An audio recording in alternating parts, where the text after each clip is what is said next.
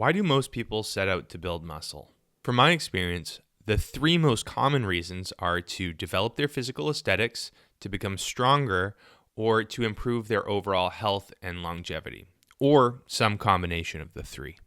And those reasons seem to almost always be interconnected with even deeper ones, like developing a muscular physical aesthetic for the purposes of looking good for a spouse, or for becoming stronger and more mobile to be more capable for your kids, or to be more muscular, stronger, and healthier for the purposes of honoring the gift of a body that you've been given by God.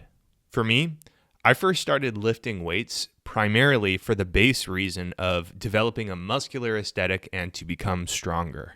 And I wanted a muscular, stronger physique for the purposes of feeling special, to have some qualities that set me apart from the crowd, to essentially bolster my level of self-worth or my identity. Over the years, my reasons for continuing to build more muscle have definitely changed and evolved, which I think is definitely a good thing because my initial reasons were ones that didn't have the potential to fill the void that I was hoping for them to fill. I'll save you the details for what my reasons have evolved into for this video and why I think my former reasons were a bit empty. Instead, I'm going to share with you a benefit that I've unintentionally acquired across my journey building muscle over the years. Ironically, although it's been unintentionally attained, I would argue that it might be one of the most important and valuable benefits anyone could possibly hope for when aiming to build more muscle. And I'm so grateful that it's something that I've unintentionally stumbled upon. So in this video, while showing you footage from my latest full body gym workout, I'm going to share with you exactly what this benefit is and why I think it is so invaluable, especially now in 2026. Through sharing it with you, it's my hope that in recognizing it and potentially aiming to acquire it for yourself, it might bring you added meaning, joy, and satisfaction to your life. Yes, all of those things and more. Seriously. Before we get started, if you find this video to be helpful or interesting, please consider hitting the like button and subscribing to the channel. It really helps me out. Okay, let's dive in. This benefit is one that I think many of you won't expect. And it's one that I think some of you will probably even blatantly disagree with. What is it? It's pain. Yes, you heard that right. One of the greatest and most important benefits we can hope to acquire when building muscle is the experience of physical, mental, and even emotional pain. In saying that, some of you listening might have an idea where I'm going with this. Others might not have any idea, but are intrigued to find out. And others might think this is crazy and off-putting. Regardless of your initial reaction, you can rest assured because I'm going to explain. It's no secret that in order to build muscle, you need to work out. You need to expose your muscles to challenging levels of resistance through a vast array of different exercises to the point where your muscles not only become fatigued, but to where they, or you, actually experience pain. And in some instances, prolonged bouts of pain.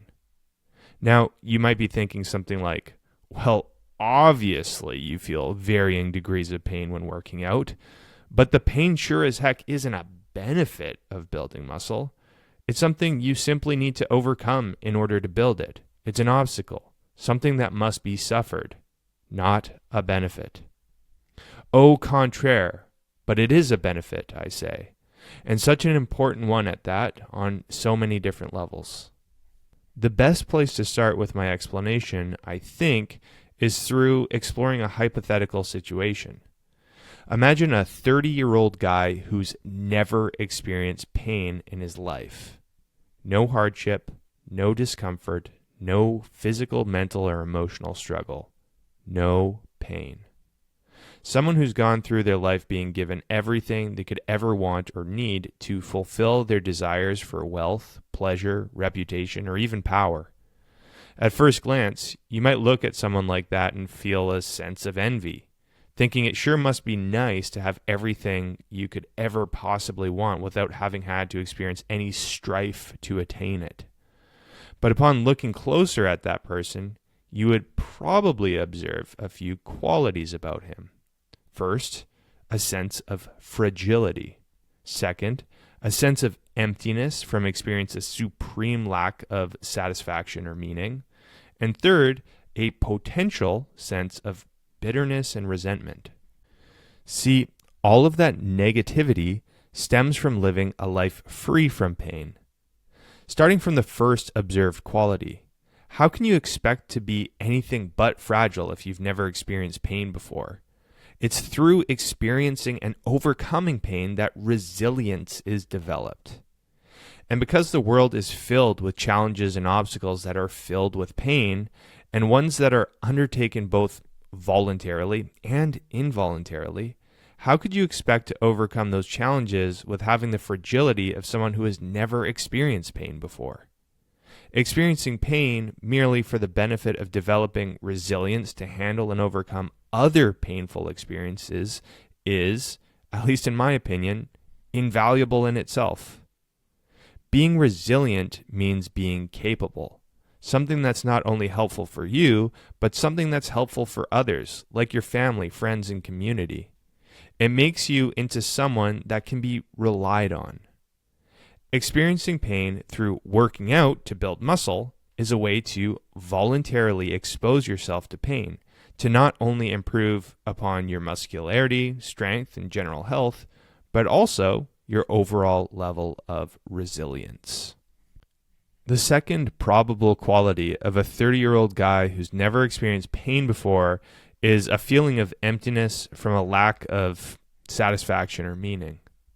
On paper, having everything you could possibly want, as far as wealth, reputation, pleasure, and even power goes, it might sound pretty cool.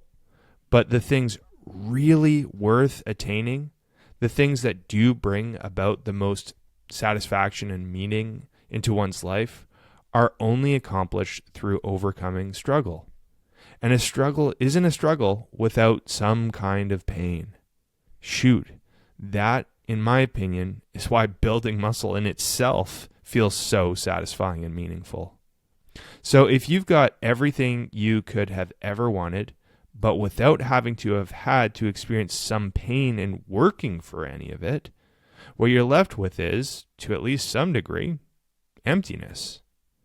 Pain is necessary for acquiring anything that leads to meaning or satisfaction. And voluntarily experiencing pain through the process of building muscle is arguably a means of weathering oneself to be open to experiencing it for other worthy challenges of potential satisfaction and meaning as well. If you can overcome the pain of multiple brutal sets of barbell back squats, then you can overcome the pain of parenting your kids, studying for exams, or finishing a hard work project.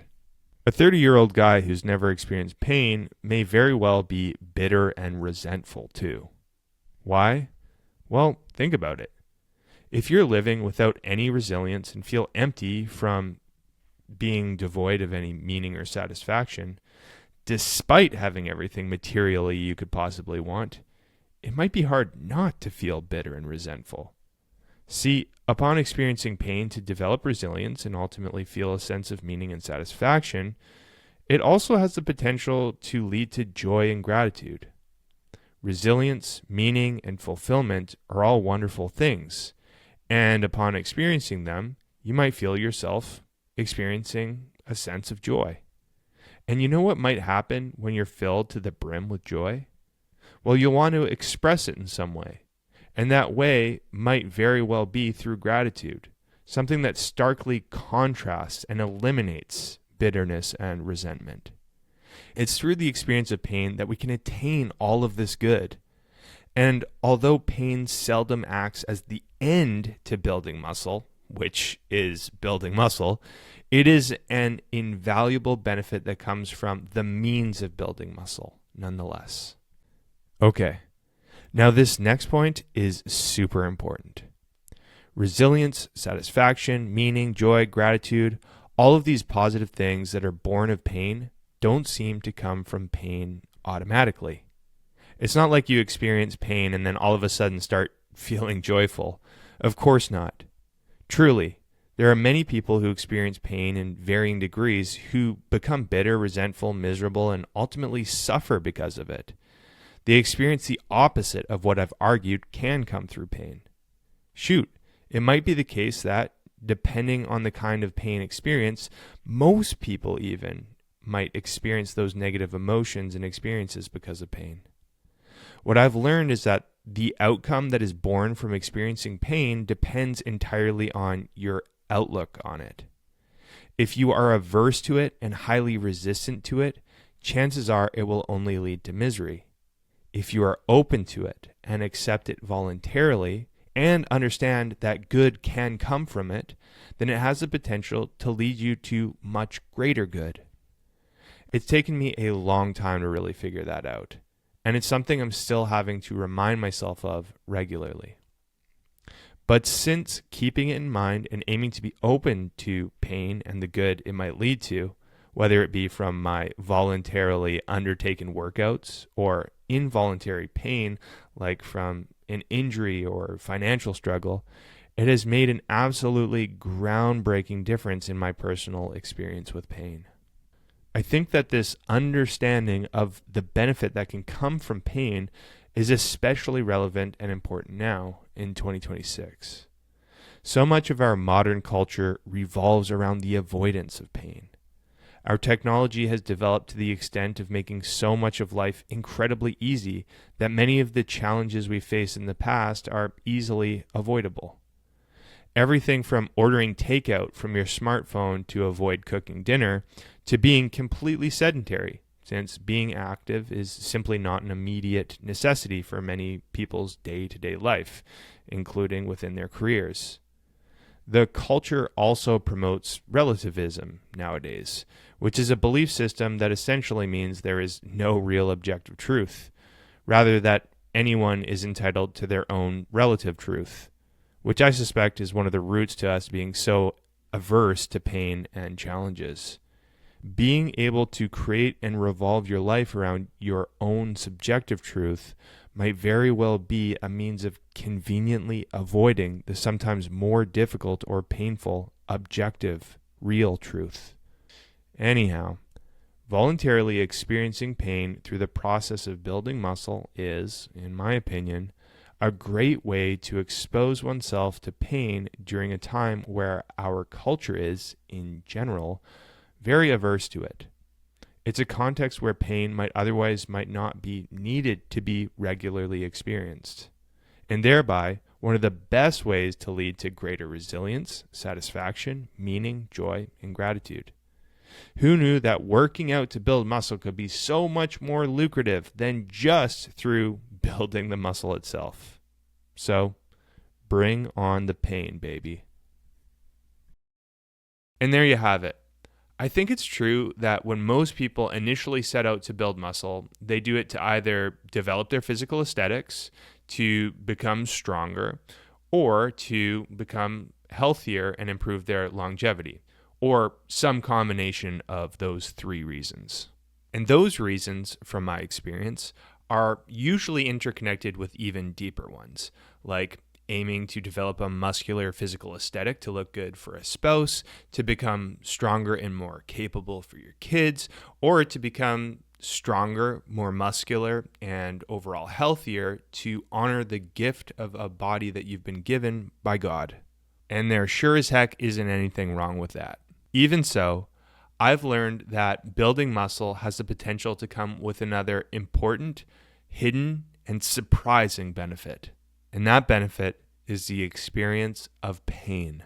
But more specifically, the greater good that comes from experiencing pain, like developing resilience and feeling joy, satisfaction, meaning, and gratitude, among even more good, I'm sure. At this point, I'd love to know your feedback on the topic.